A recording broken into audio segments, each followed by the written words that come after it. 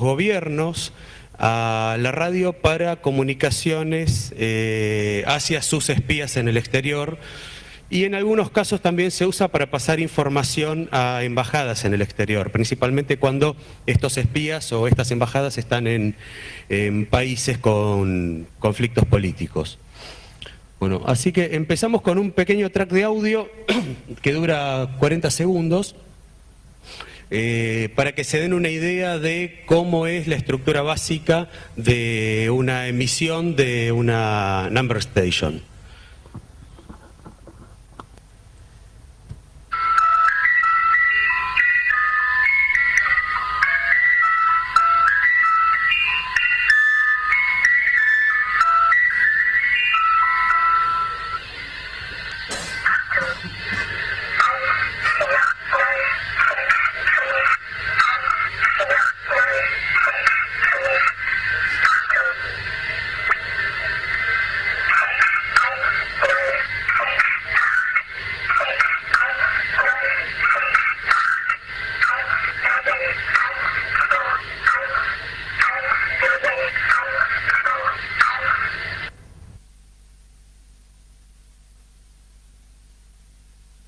Bueno, elegí una de las grabaciones más dramáticas que hay. No todas son tan que salidas de una película de terror, pero la idea es que se vea cuál es la estructura básica que tienen casi todas las emisiones de este tipo. Si bien las emisoras de números no se rigen por ningún tipo de estándar, o sea, cada gobierno adopta la forma de emitir los mensajes que más le parece, la mayoría de las emisoras de números, supongo que porque encontraron que ese era el método más efectivo, respetan una serie de cuestiones básicas. Las emisoras de números no son emisoras comerciales o sea, no son emisoras broadcasting como están todos acostumbrados, o sea, no tienen autorización legal emitida por ningún organismo regulador del espectro radioeléctrico, al menos no tienen autorización desde el punto de vista al público, o sea, no autorización que se conozca.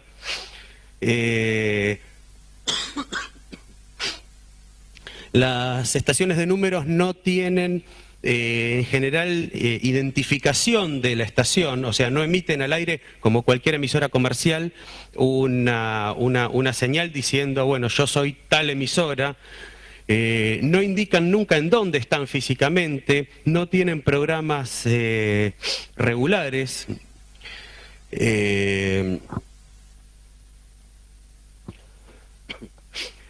Sí tienen, la mayor parte de ellos, como decía antes, una estructura básica, que es una señal de sintonía, que puede ser una música, puede ser un tono, puede ser una indicación en Morse, puede ser ruido.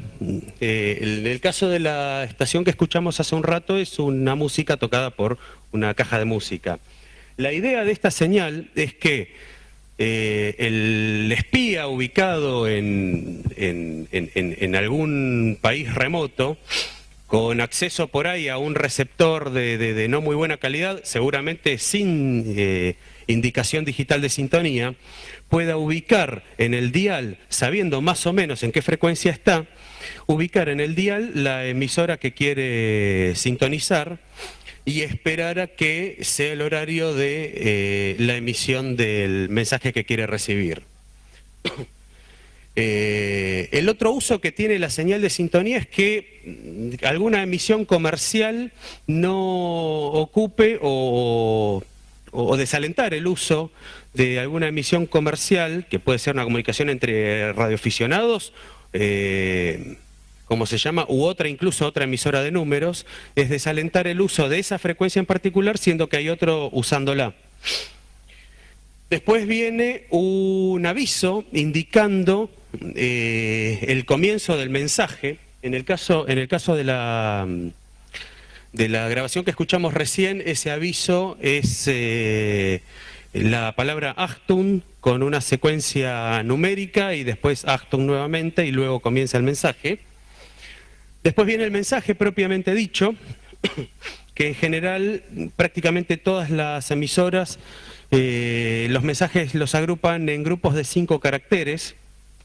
No hay convenciones escritas sobre esto, hay algunas que los agrupan en 4 o 6, pero en general son 5, separadas por un espacio para que resulte más fácil copiar el mensaje. El mensaje viene siempre cifrado, siempre, y el método preferido de uso es lo que se llama one-time paths, o libretas de un solo uso. Si quieren el tema de criptografía lo pueden encontrar en internet, hay información por todos lados, incluso hay un montón de programas dando vueltas para generar libros de claves con mayor o menor nivel de seguridad. Básicamente el One Time Paths lo que hace, o sea, la forma de usarse es tener un generador de números aleatorios con el cual se generan 2 libros de claves. Uno se lo lleva el espía, en realidad no se lo lleva, se lo alcanzan, pero es otro tema. Uno lo tiene el receptor del mensaje, el otro libro lo tiene el emisor del mensaje, y se usa esa libreta de claves para, mediante una suma o una resta o un XOR o lo que sea, hacer una pequeña fórmula matemática con cada uno de los números. El éxito del cifrado radica en que se use una sola vez y en qué tan aleatorio sea el generador de números con el cual se cree. Bueno, la criptografía no es lo mío, claro, lo mío es la electrónica. Después del mensaje, que puede repetirse cada secuencia 2 o 3 veces, o no repetirse cada secuencia y repetirse el mensaje completo 2 o 3 veces en una misma transmisión. Luego de ese mensaje viene el indicador de fin del mensaje, que en general es el mismo indicador del comienzo, la música del comienzo o en algunos casos alguna palabra indicando la finalización del mensaje, que eso lo vamos a ver en otro track de audio que tengo preparado. Oficialmente, ningún gobierno admitió hasta hace relativamente poco tiempo tener efectivamente una emisora de números. Todo lo que se sabe de las emisoras de números se lo sabe gracias a radioescuchas y radioaficionados. Desde principios de la historia de la radio, las primeras emisiones de números están registradas alrededor de la Primera Guerra Mundial. Entonces, como ningún gobierno admitió públicamente nunca, salvo un par de excepciones, el tener y el usar una emisora de números, la información que se tiene en general se supone, pero salvo excepciones no está confirmada. Una de las confirmaciones es la emisora de números que en este momento ya no funciona más, que es la OLX de la ex Checoslovaquia, actual República Checa, que funcionaba mucho en la época de la Guerra Fría y estuvo funcionando hasta, según tengo entendido, alrededor del año 95-96. Esta emisora de números tiene algo muy curioso que no tiene prácticamente ninguna de la cual se tenga noticia, que es una de las poquísimas emisoras de números que sí tienen una licencia de funcionamiento otorgada por un instituto internacional de comunicaciones. En este caso era el ITU, International Telecommunication Union, sí.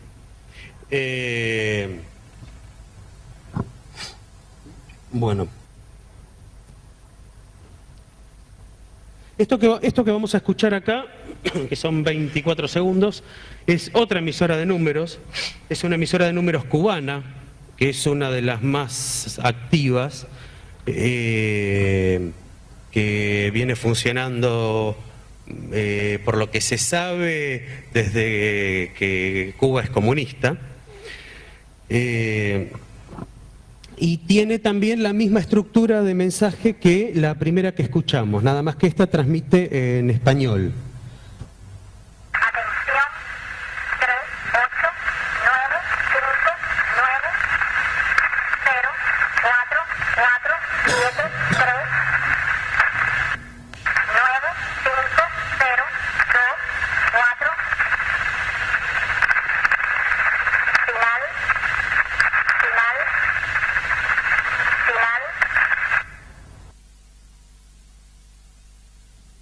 Bueno, acá podemos ver también que tiene un inicio de mensaje, que es atención, el mensaje en sí y la indicación del final del mensaje.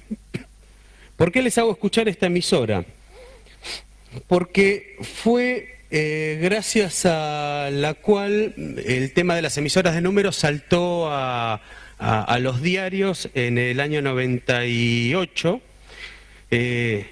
gracias a un caso de 5 espías cubanos, que si quieren pueden buscar en internet, ponen en Google Cuban 5 y van a encontrar toneladas de información sobre esto. En el año 95, tengo entendido que el FBI allanó una vivienda de unas personas que se sospechaban eran espías cubanos. Encontraron un receptor Sony de onda corta, que se puede conseguir en cualquier comercio de electrónica, una notebook con un libro de claves, y los espiaron, copiaron el contenido de la notebook. Ya sabían qué frecuencia escuchar en onda corta, porque si son cubanos ya se conocen las frecuencias de emisión de la emisora de números cubana. Y del 95 al 98 los estuvieron espiando, estuvieron vigilándolos y decodificando los mensajes que enviaban desde Cuba a través de la emisora de números cubana.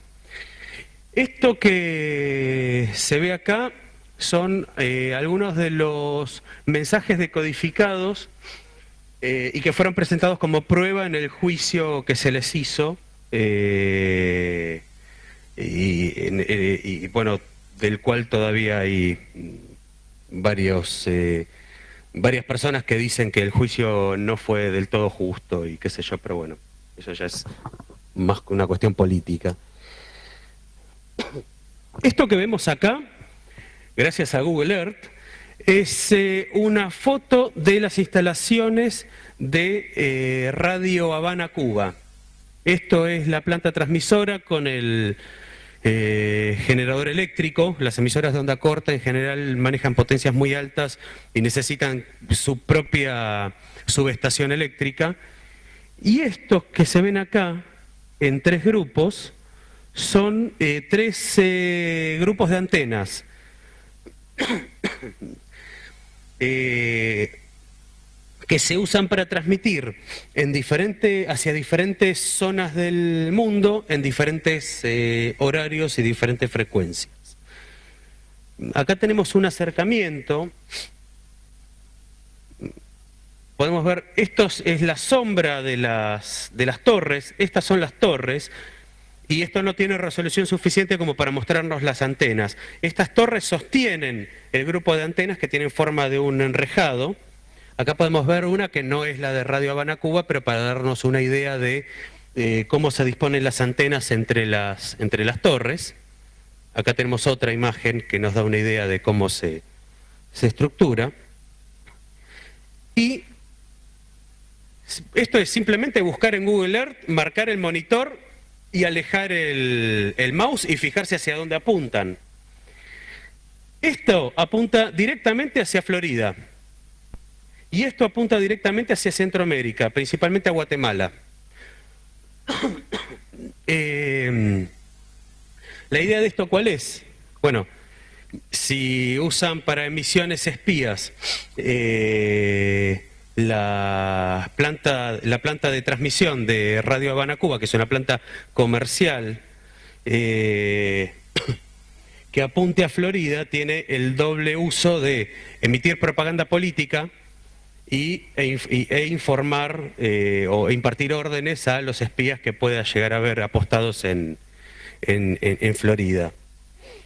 Este grupo de antenas apunta directamente hacia Sudamérica y hacia el centro de los Estados Unidos de Norteamérica. De hecho, con este grupo de antenas es con el que se realizan las transmisiones que nosotros podemos escuchar más fácilmente acá desde Buenos Aires, que para escucharlo simplemente hace falta un receptor de onda corta y 3-4 metros de cable y se escuchan perfecto. Y este otro grupo apunta hacia el centro oeste de Estados Unidos y al noreste de Sudamérica. Voy con casi 20 minutos. Esto es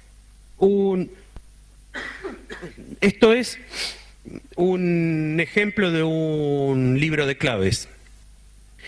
La idea de estas fotos es mostrarles, para que se den una idea del tamaño que tienen, con el tamaño en el que se suelen fabricar. Y como anécdota, los rusos fabricaban los libros de claves que entregaban a sus espías con un papel hecho en base a nitrocelulosa, que le llamaban papel flash, que ardía instantáneamente y prácticamente no dejaba cenizas para poderlo destruir de una forma más efectiva. Acá está metido dentro de un pan de jabón.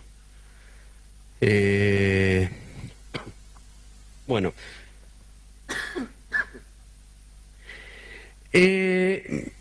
Supongamos que somos un espía apostado en un país con algún problema político o algún gobierno que normalmente no permitiría que yo vaya allá. No podemos entrar lógicamente con nada electrónico, porque cuanto menos electrónica llevemos encima, menos sospechas vamos a despertar. Para poder recibir nuestros mensajes, lo único que necesitamos es un receptor de onda corta que no tiene por qué ser de una calidad extraordinaria. Se consiguen receptores chinos de muy buena calidad, también otros de calidad pésima, pero se consiguen algunos de muy buena calidad. Este es uno de ellos, que es un receptor que debe estar valiendo $60, $50. Y podemos comprar una antena comercial para usar adentro de nuestra casa. En este caso, esto es un ejemplo de una antena loop magnética. O podemos fabricarla nosotros con un pedazo de caño y un capacitor variable que tenemos ahí arriba, que lo podemos sacar de una radio vieja, por ejemplo. O sea, la idea de esto es mostrarles que no se necesita nada extraordinario para recibir mensajes. Y para recibir los libros de claves pueden ser perfectamente provistos por la embajada o el consulado de nuestro país o de un país aliado en el país en el cual estamos apostados. Porque los diplomáticos tienen la posibilidad, principalmente el embajador y, bueno, no sé qué tan abajo del embajador, qué tantos puestos abajo del embajador se les permite entrar con equipaje de mano y que sea algo inviolable, pero los embajadores pueden ir con un equipaje de mano y el equipaje de mano no puede ser registrado. Es el lugar ideal para meter un libro de claves. Después, la entrega del libro de claves es relativamente simple, manteniendo lugares de contacto, qué sé yo. Eso va a la imaginación de cada uno. Acá tenemos otro ejemplo de una antena que se puede colocar adentro, que en este caso es el del tipo llamado dipolo, que consta simplemente de dos brazos por el otro lado, dos brazos de cable, de conductor, que acá se ve uno solo, pero que sirve perfectamente también para este fin. Esto que tengo acá, y ya casi para ir cerrando, pues ya pasaron 20 minutos, 21 minutos.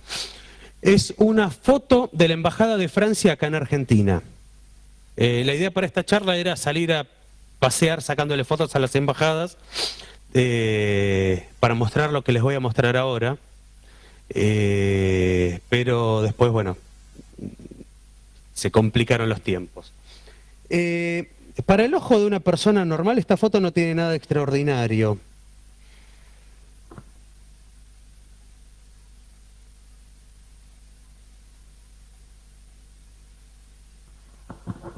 Para el ojo de alguien que sabe algo del tema, sí tiene algo de extraordinario. Eso es un sintonizador automático de antena, marca Rode Schwartz, que pesa unos 107 kilos, maneja potencias de hasta 1000 watts, que es bastante potencia para poder establecer comunicaciones a casi cualquier parte del mundo.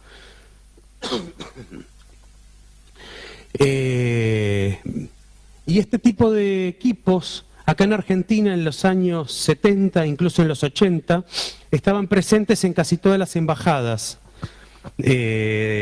porque Argentina se consideraba un país con conflictos políticos, con gobiernos inestables, y a partir de que la democracia acá se fue estabilizando, a pesar de que seguimos teniendo gobiernos medio inestables, pero no tenemos riesgo de volver a gobiernos totalitarios y no estamos en un lugar estratégico desde el punto de vista militar, entonces fueron desapareciendo en varias embajadas la mayor parte de las antenas, pero la Embajada de Francia lo sigue conservando y algunas otras también. ¿Qué significa esto? Que los militares y las agencias de inteligencia, por lo menos algunas de ellas, saben algo que la mayor parte de la gente ya se olvidó hace mucho, que es que las comunicaciones tienen que depender de uno y no de terceros. Acá en Argentina, por ejemplo, la Policía Federal Argentina, hasta hace unos años atrás, se comunicaban entre ellos manejando sus propias comunicaciones en la frecuencia de 154-615 kHz, o sea, 154 MHz con 615 kHz, más algunas frecuencias accesorias. Esa era la frecuencia del comando radioeléctrico. Y después, por una serie de cuestiones políticas y algunos problemas de interferencias que tenían, por una mala regulación de la Comisión Nacional de Comunicaciones, se mudaron a trunking. Entonces, ahora las comunicaciones de la policía dependen de terceros. Entonces, si el tercero no quiere o darle más comunicación o quiere escuchar todas las comunicaciones que transcurren a través de los equipos de trunking, puede hacerlo. Por otro lado, las comunicaciones de la policía ahora dependen de la electricidad de una central, dependen de computadoras. Supongamos que hubiese un apagón que dure un mes en Capital Federal, la policía no tiene forma de comunicarse entre ellos. Entonces, la mejor forma de mantener las comunicaciones propias a salvo es manejarlas uno mismo. La mejor forma de hacer eso es no olvidarse que la radio, a pesar de tener alrededor de 100 años, en algunos casos sigue siendo incluso mejor que cualquier medio de comunicación digital, incluyendo satélites, internet, etcétera. Bueno, vamos por casi 25 minutos. Así que, si alguien tiene alguna pregunta, no sé si tengo tiempo para alguna pregunta, ¿sí? Bueno, si alguien tiene alguna pregunta, escucho. ¿Son todos tímidos? Ahí está, dale.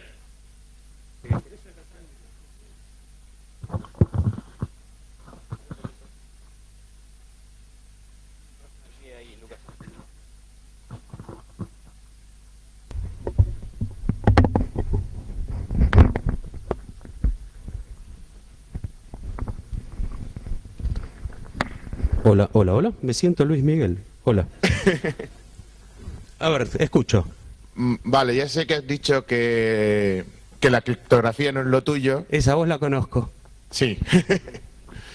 Yo tengo una pregunta. Supongo que sabrás o conocerás que si hay gente, amateurs me refiero, que habrán analizado los números a ver si pueden encontrar algo. Pero ¿sabes si alguien ha analizado la música que hay antes de los números? La música, no sé si, no tengo, o sea, no sé si, ¿se escucha esto ahí? Sí. Sí. No sé si, sé que sí fue analizada por más de una persona, o sea, más que la música, pues las músicas son señales de sintonía y no tienen realmente, te digo, no tienen nada escondido adentro. ¿Lo sabes seguro? Absolutamente. Si vos escuchás regularmente emisoras de números, vas a ver que los tracks de audio, por lo menos las músicas que se usan como señal de sintonía, las músicas o las señales en Morse o los tonos son siempre exactamente iguales y repetitivos, no tienen variaciones, son siempre la misma grabación. Lo que sí puede llegar a tener algún mensaje escondido, que hasta donde yo sé nadie lo encontró, es otro tipo de transmisiones que de alguna forma se las ubica dentro de lo que son las emisoras de números, aunque no emiten números y no se sabe qué emiten, que emiten ruidos. Si te interesa, acá tengo algunos ejemplos de eso. Que no era la idea pasarlos ahora, pero te puedo mostrar. Espera, los voy a pasar con el Winamp. No los voy a pasar con el Winamp.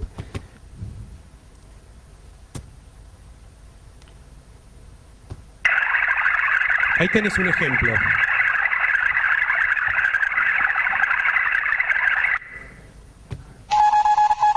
Bueno, esto es radioteletipo, esto es otra cosa, es un modo digital que se usa en HF. Acá tenés otro ejemplo.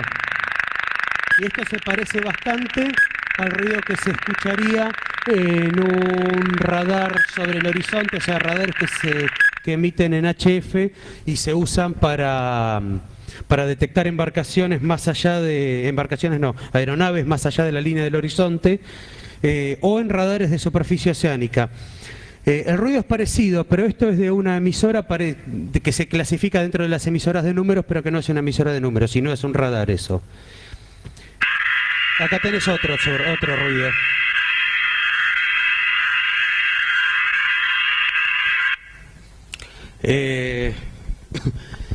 Si conseguís un receptor barato de HF, una radio de onda corta, y le pones una antena de un par de metros, vas a escuchar este tipo de sonidos por toda la banda de HF. Perdón, esto no lo expliqué. HF es la porción del espectro radioeléctrico de 2 a 30 MHz. Y es la porción del espectro radioeléctrico que se caracteriza por tener mejor propagación alrededor del mundo. La propagación es la capacidad del espacio de transmitir las ondas de radio. Esta banda del espectro aprovecha las propiedades de la capa, de las capas, porque son varias, pero para fines prácticos hagamos de cuenta que es una sola, de las capas cargadas eléctricamente de la atmósfera, llamada ionosfera. Estas frecuencias aprovechan esa capacidad de la ionosfera para reflejar señales de radio, para hacer que una comunicación emitida desde un lugar X del mundo pueda ser escuchada desde otro lugar diferente del mundo. Iba a mostrar una imagen que tengo al respecto, pero no sé si la tengo a mano. No sé si te respondí o me fui por las ramas. Perfecto. ¿Alguien más? Ahí veo una manito. Te escucho.